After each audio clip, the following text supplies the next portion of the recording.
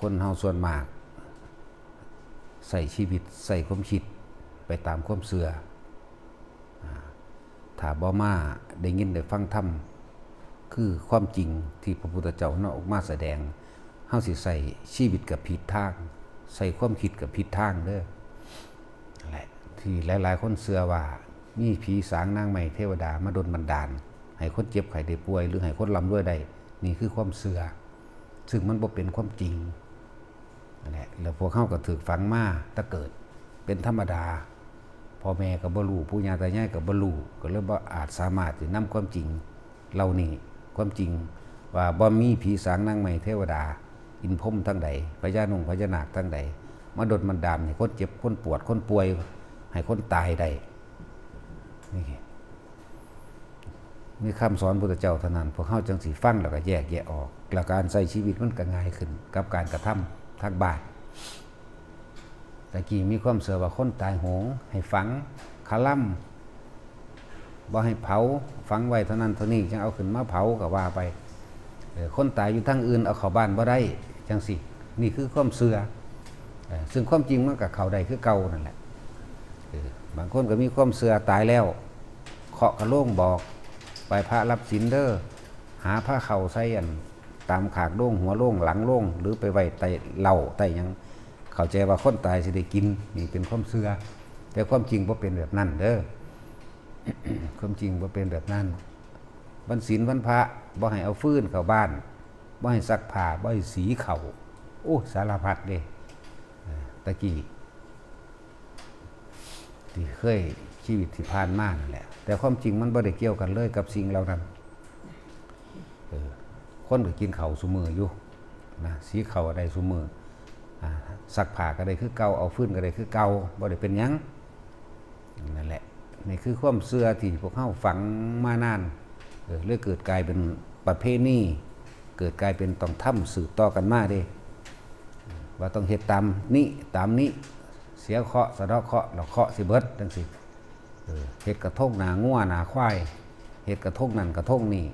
ให้หมอสูตรหมอควันก็ว่าไปนี่คือความเชื่อมันบ่เป็นความจริงเด้อ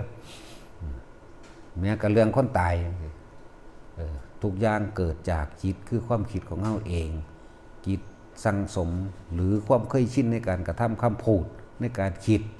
ชินกับเรื่องใดมันก็สิคิดไปถึงเรื่องนั้นบุคคลนั้นสัตว์นั้นนั่นแหละเพราะแต่คนผู้ใดก่อนที่สิตายนี่เขาสิคิดถึงไตร่ตรองไข้ควรและมีอารมณ์ความรู้สึกพอใจบ้างบ่พอใจนั่นกับบุคคลที่คิดถึงบุคคลสัตว์สิ่งของให้หน้าเงินหรือเรื่องราวต่างๆเพราะถ้าเข้าใจขาดพึบ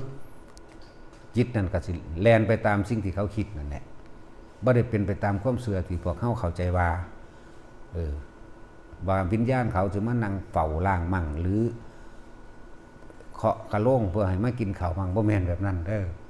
จิตสุดท้ายก่อนตายคิดถึงสิ่งใดมันจะไปหาสิ่งนั้นก่อน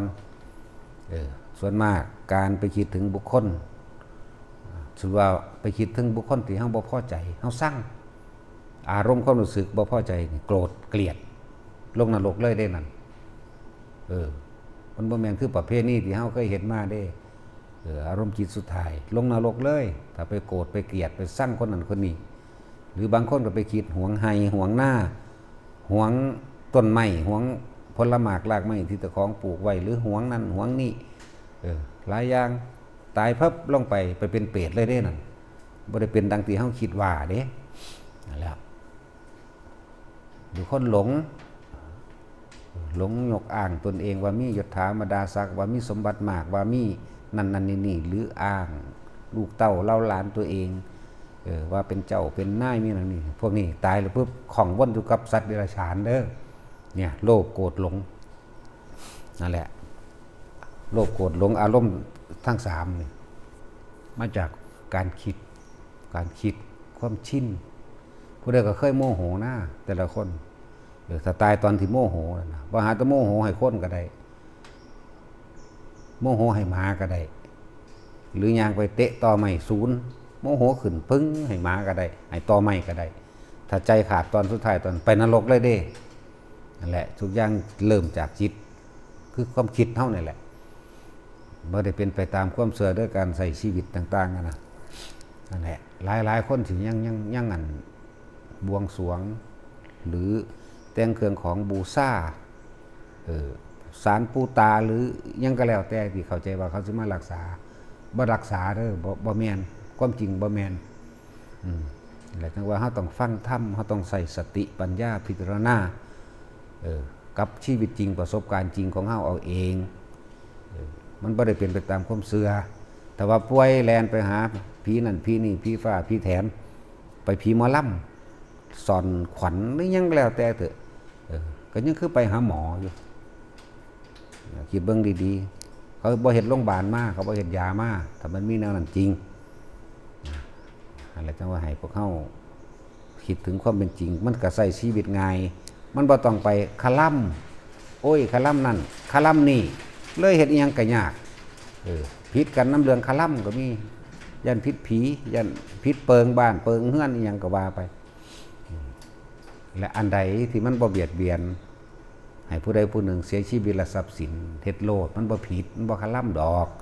ว่าแต่บ่เฮ็ดให้ผู้อื่นเสียหายชีวิตทรัพย์สินบ่เบียดเบียนนี่ตั้งหากอันนี้มันมั่นใจได้ทั้งทางโลกทั้งทางธรรมนั่นแหละทางธรรมก็คือว่า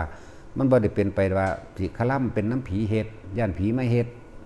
บ่แม่นนะถ้าไปหลักของเขาเบิ่งดูมันผีเฮ็ดอยู่บ่เนาะไปปล้นไปขี้เขาเบิ่งดูมันบ่แม่นผีเฮ็ดแต่ของเฮ็ดเอง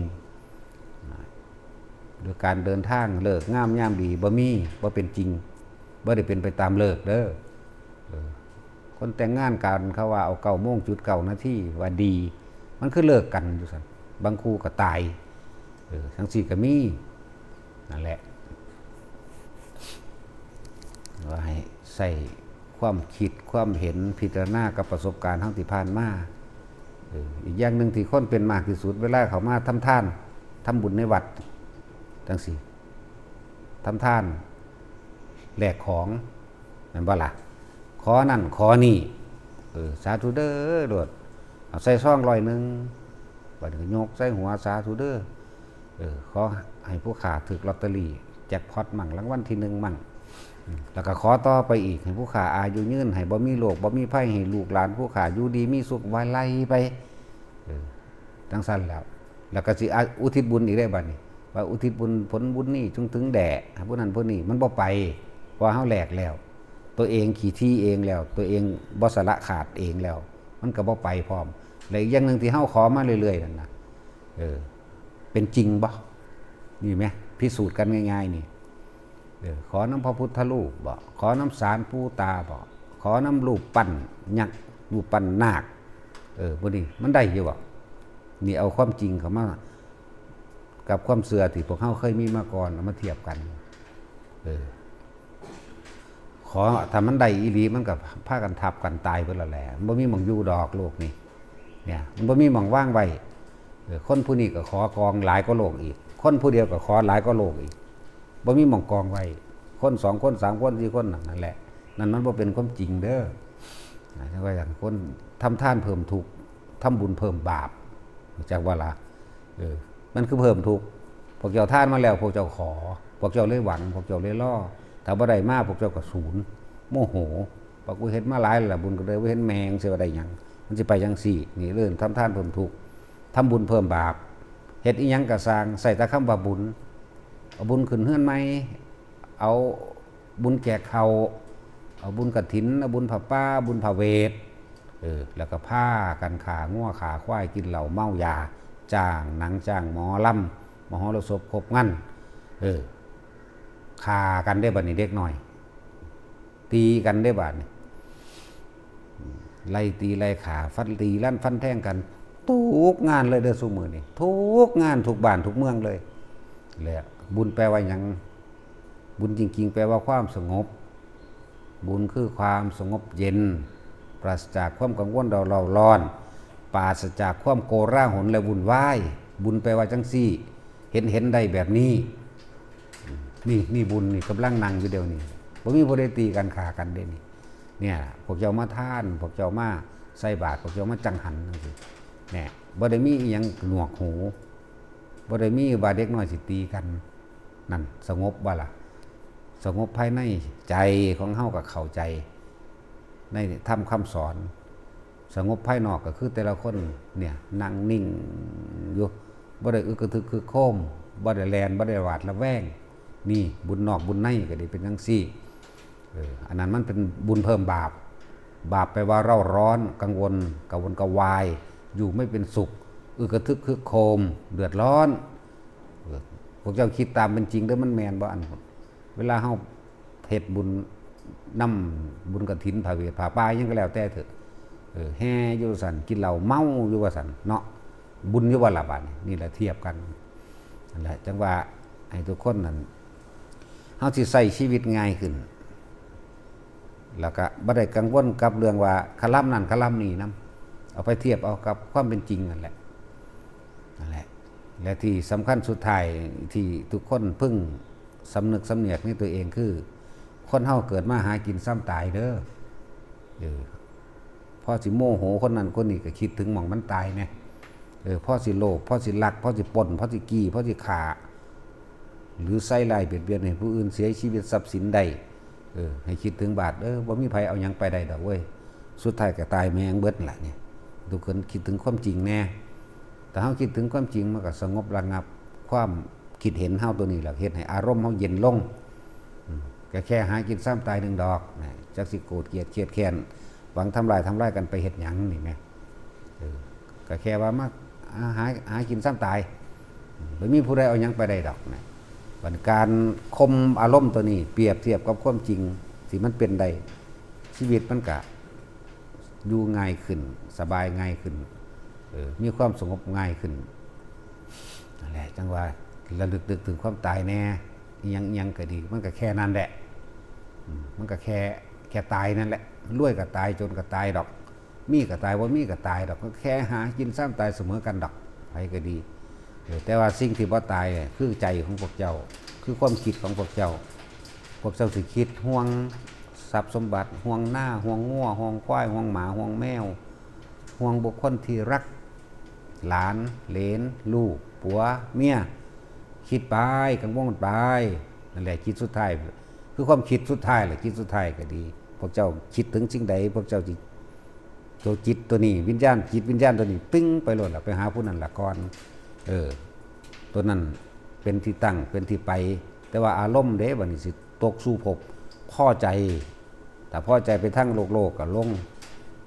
เปรตมั่งเดรัจฉานมั่งบ่พอใจเรื่องใดก็ช่างนรกล้วนๆเนี่ยถ้านึกถึงว่าได้เคยทำบุญให้ท่านได้เคยถวายผ้าอาบน้ำถวายผ้าไตรถวายบาตรได้เคยเป็นเจ้าภาพบวชหรือได้นึกถึงตอนได้สร้างโบสถ์สร้างวัดสร้างศาลาเฮ็ดถนนหนทางอันนั้นนี่ตายลักษณะนี้ก็มีความคิดไปถึงสิ่งเหล่านี้ไปสวรรค์ผู้ใดตายในการทรงชาติพรหมโลกแต่ว่าผู้ใดสามารถทำความเคยชินได้กับการอยู่กับลมหายใจจนเกิดความเคยชินความคิดเกิดไปถึงผู้นั้นผู้นี้ถึงผู้อื่นบ่ได้จิตบ่มีหม่องตั้งคือมันบ่ได้ไปตั้งนำบุคคลสัตว์สิ่งของอารมณ์เกิดบ่ได้ตายแล้วพวกนี้อย่างต่ำๆนั่นน่ะคือไปพระอนาคามีบ่ต้องกลับมาเกิดอีกบางคนได้อรหันต์เลยนั่นแหละทุกคนต้องฝึกได้นิพพานบ่ได้อยู่ไกลนิพพานบ่แม่นไกลเกินเอื้อมนิพพานบ่แม่นของที่ยากจนไปเฮ็ดบ่ได้เด้นั่นแหละแต่ว่านี่ทุกคนมาฝึกสติปัฏฐานปักมันตั้งไว้ที่กายลมหายใจนั่นแหละคือกายในกายอันนึงเวทนาในเวทนาก็หมายความถึงอุเบกขาคือความรู้สึกที่มันบ่มีความรู้สึกบ่ได้รักไผบ่ได้เกลียดไผเป็นความรู้สึกที่กลางๆว่างๆนั่นแหละกายเวทนาจิตเวทนากายทุกคนฝึกได้ผู้ใดอยู่กับลมหายใจได้มากจนเกิดความคิดแล้วประกอบกับการได้ฟังธรรมนี่เพิ่นก็สอนเรื่องอนิจจังทุกขังอนัตตาอยู่แล้วสอนอริยสัจสี่ทุกข์เกิดจากการเกิดแก่เจ็บแล้วก็ตายสาเหตุแห่งทุกข์คือความอยากเฮ็ดจังได๋สิหยุดอยากได้นี่เพิ่นจึงมีสติปัฏฐานสี่หรืออานาปานสติรู้ลมหายใจเข้าออกนั่นแหละเป็นหนทางดับทุกข์ดับเกิดดับภพดับศาสตร์ได้ทั้งนั้นนั่นแหละมาฝึกเอาฝึกเป็นแล้วก็เข้าใจเองดอกนั่นแหละ จะทะเยอทะยานจนเกิดเรื่องเกิดเล่าวการใส่ชีวิตมันนี่เฮาก็น้อมเข้ามาเอาความจริงต่างๆมาใส่กับชีวิตของเฮาแต่ทุกอย่างเกิดจากจิตสิไปเกิดเป็นผีเป็นเปรตก็จิตคือความคิดเจ้าของละไปซะก่อนสิไปเป็นเทวดาอินพรหมก็ความคิดของเจ้าของคิดไปในทางบุญคิดไปในทางสงบสิไปนิพพานบ่ต้องคิดอยู่แน่นิ่งอยู่กับลมหายใจเลยเห็นสิ่งทั้งหลายเป็นอนิจจังเป็นอนัตตาบ่เข้าไปถือเอาอย่างมันก็เป็นนิพพานนั่นแหละถ้าว่านิพพานได้บัดตายหรือนิพพานมันสูญหายมันบ่ได้สูญหายมันบ่ได้บัดตายมันได้บัดเป็นๆนี่แหละถ้าว่าได้บัดตายพระสิเอาเรื่องนิพพานมาเว้าได้คนเป็นได้เว้าเรื่องนิพพานบ่แม่นคนตายเข้าใจว่าล่ะนั่นแหละพอ